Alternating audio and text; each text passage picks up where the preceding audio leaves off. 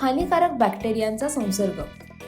टॉयलेटमध्ये आणि टॉयलेट सीटवर अनेक प्रकारचे हानिकारक बॅक्टेरिया असतात, जे टॉयलेट कितीही स्वच्छ केलं तरी देखील निघून जात नाहीत. जेव्हा तुम्ही मोबाईल किंवा पेपर टॉयलेटमध्ये घेऊन बसता, तेव्हा टॉयलेटमधील हेच बॅक्टेरिया मोबाईल आणि पेपरवर चिकटतात. आपण हाच मोबाईल आणि पेपर घरात स्वच्छ न करता ठेवतो, ज्यामुळे यावरील बॅक्टेरिया घरात पसरतात. परिणामी तुमचं आणि घरातील सदस्यांचं आरोग्य धोक्यात येतं. 3. स्नायूंवर परिणाम.